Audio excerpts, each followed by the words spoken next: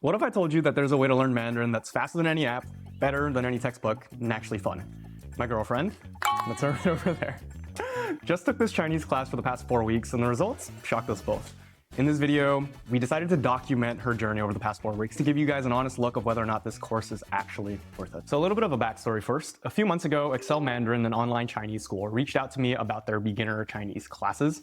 They were confident that their method of teaching was honestly better than anything else out there. They were promising to deliver university-level Chinese education at 1/10 of the price. So this got me really interested.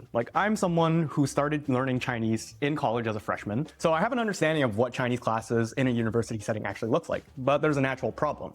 Because I'm someone who already speaks Mandarin and I'm somewhat fluent in it, I can't actually test out their beginner level course. But lucky for me, I have a perfect guinea pig, my girlfriend. She's someone who's always really wanted to learn Chinese, but the opportunity never really came up for her in high school or in college. She started doing things like Duolingo, looking at different apps, using textbooks. But honestly, those methods never really stuck. I think you need a lot of self-discipline in order to do that. And it's a really, really difficult thing to do. It's kind of the joke where you have people who have Duolingo streaks that are like 300 days long, but then you ask them what they've learned, and it's actually not too much. And that's not a diss on Duolingo or any other language apps. I know a lot of people who can do that, but I also have realized for myself and for a lot of other people, sometimes it takes a class to give you some accountability, to give you some structure, and honestly to give you the interaction with other people that you need in order to really practice and develop and master that language. So when this opportunity came up to partner with Excel Mandarin, it seemed too good to pass up. So here's what you need to know about the course, which they call the Intro to Fluency course. It is 4 weeks long, and it is designed for absolute beginners, so people who are starting from scratch.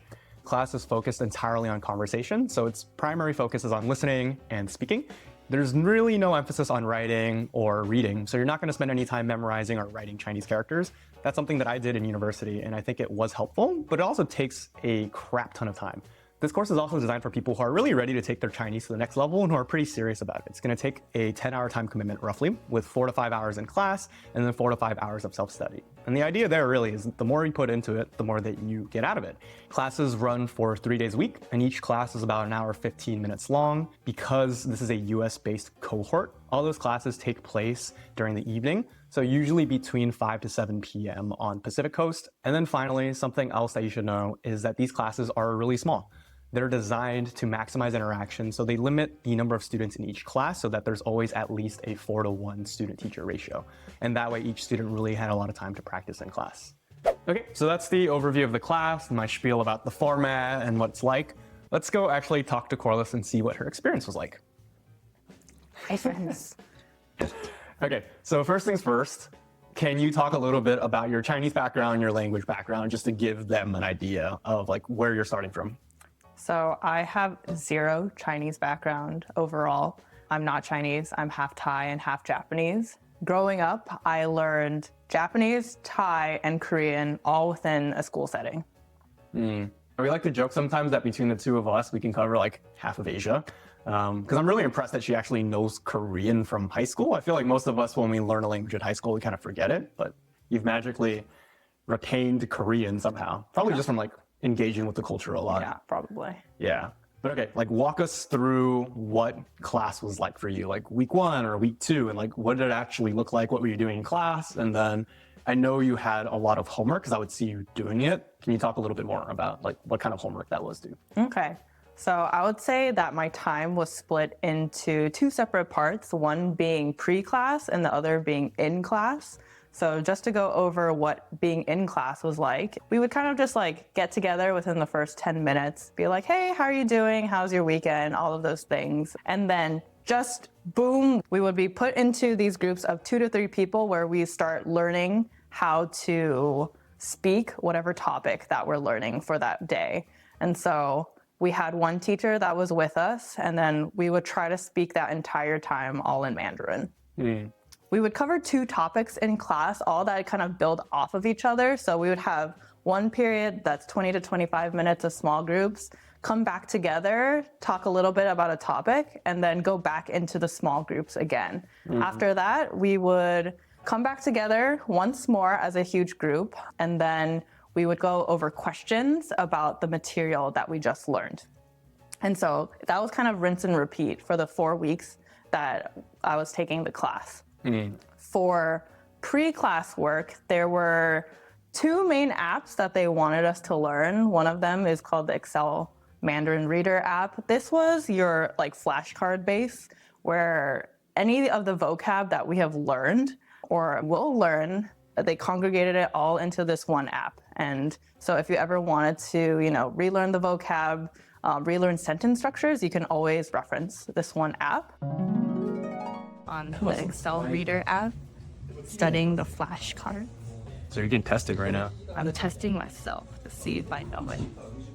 Xiao, xiao. I don't know what xiao is. The other one is the Canvas app, and this is more of the place that there we're able to provide the syllabus or the structure of what we were going to learn based on the week and the day. So, for example, like week 1, day 1, we would cover this topic, and then we would have another homework that we would want to do before the class as well, and they would be knowledge checks. And so during this knowledge check, we would have a bunch of activities, honestly, mostly around typing pinyin, listening to the teacher talk to us and maybe ask us a question. Another one was answering the question that the teacher would ask us. And then we would also have a speaking exercise where usually we would type and we would also verbalize what our actual answers were. Oh, no. Who's actually going to Ichi? What is Ichi? Ichi. Together. Ah! She's not going to Ichi anybody. Ashin. Good. Babe, yeah. No, don't look at this.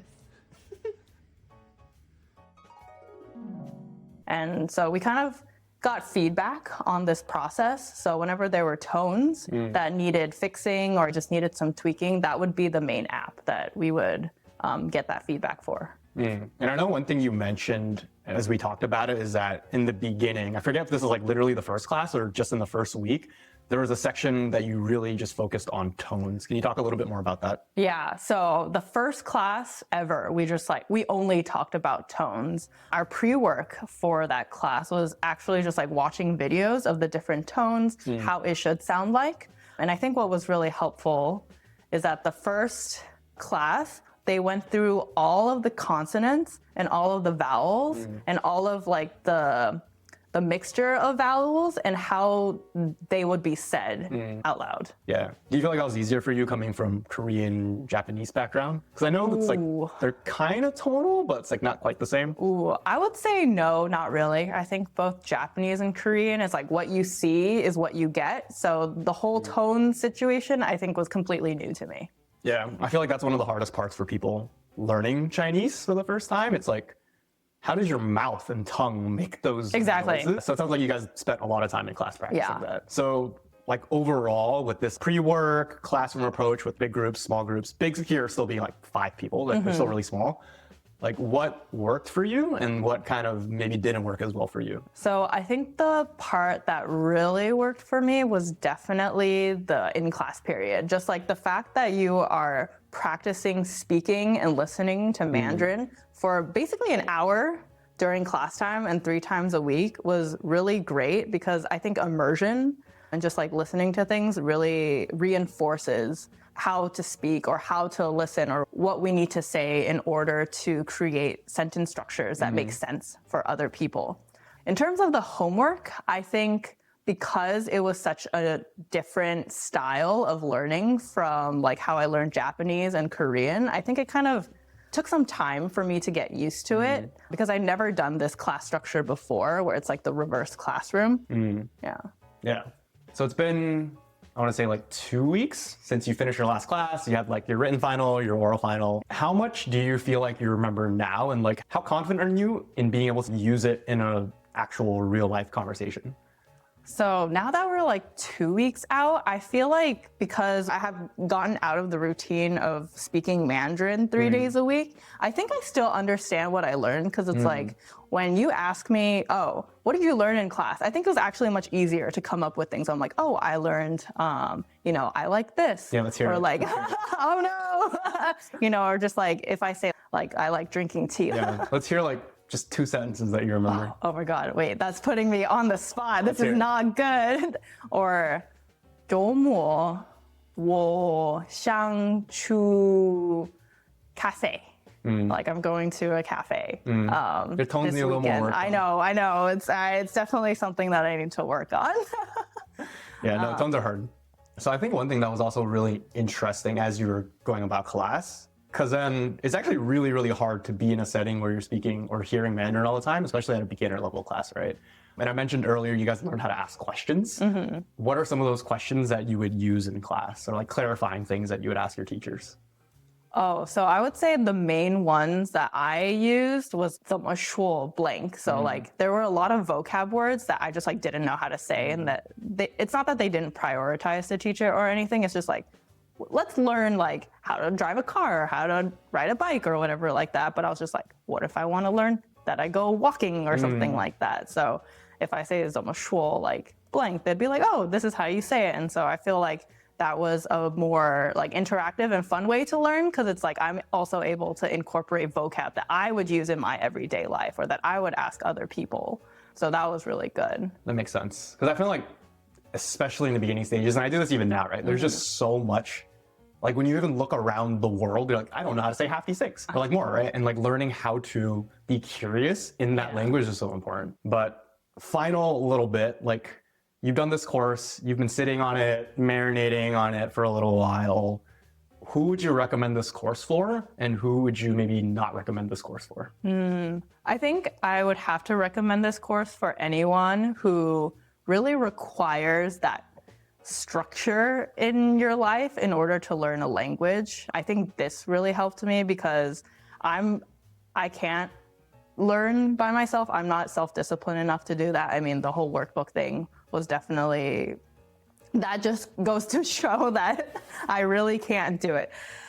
I think the person who would also benefit from this type of class would be someone who gains the energy of trying to interact with different people who are just as motivated to learn Mandarin. So I think in these type of classes, especially for Excel Mandarin, you can tell that everyone wants to learn Mandarin a lot. So you really see the gears going on everyone's face. They're like, oh man, I'm like, what is this vocab word? I know it. We just did it. You know, things like that. So you can really tell that people are passionate about it and are willing to put in the work. And something that you told me before I thought was really funny from your first class is that all the other students with you, and I don't know if this is the case with all the other classes, but like all the students in your class were people who are dating someone who is Chinese. Part of the motivation is just like, I want to be able to like understand my partner more, or their like culture more. And I think that's definitely the case with us. Like you've been learning, your Chinese is definitely better than my Japanese, but even as we travel, I think that it really helps to just like, I don't know, just like even the simple phrases, I think bring a different level of cultural understanding for each other. Or like when I'm in Japan, I'm asking someone like, "Ego hanashimasu ka?" It's just funny. Right? And then you learning to say something like, 我不知道. I'm like, I don't know. Or like, I don't know. We were walking somewhere, and then you're like, 我想吃拉面. Oh, 我现在去拉面店。 like, what the hell? When did you learn to say that? Or just like, because I was able to gain all of the vocab. It was easy to connect with you in a different way, especially because learning Mandarin is such a huge thing in your life. So overall assessment, you think it was worth it?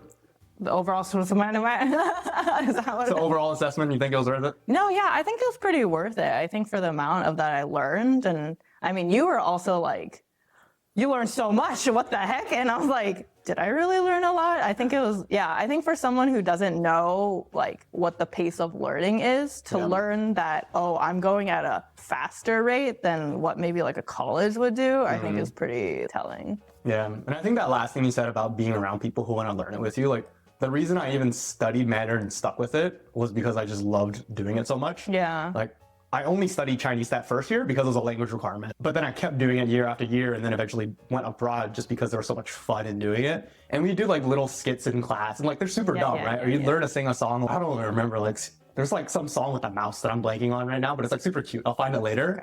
And like we do that, or like, you know, we just write silly dialogues together. And I feel like that's probably why I haven't really stuck with learning Japanese. Like it's fun when we're using it together, but if I'm just doing it, like that energy just isn't there for me. So I totally resonate with that part of it and like being in a classroom setting. Yeah, cool. Thanks, Carlos. Good working with you. All right, so if after everything that you've heard today, you're interested in signing up and taking one of these courses, I'll put a link down to Excel Mandarin in the description below. One thing that's really cool that we actually didn't talk about is that before you register for any courses and commit any money, you can take a trial class and see if the experience is right for you. Sign up, see if it's the level of commitment you're looking for, see if it's the type of class that you'd enjoy doing. I think everyone likes learning in a different way, so this is a great way to do that at no cost. So I realized while editing this that I actually didn't mention a really important part. If after taking this free trial, you're interested in signing up for a full class, you can get a 10% discount off of the price of the class using my link. But don't just take my word for it, like sign up, try out the class, see if this is something that you like. And if so, like honestly, such an amazing school and an amazing program. As for us, I think Corliss is going to continue on with the series and take the next class. I think it's been a ton of fun seeing her learn Chinese and then be able to interact with my culture in a way that we just haven't experienced before in the relationship. Ultimately, my goal, very selfishly, is for her to become fluent. Anyway, if you have any questions, like definitely feel free to drop questions down below. I'll make sure to respond to everything because I think learning a language and signing up for a course like this is a commitment. If you have any questions, let me know. Here to help.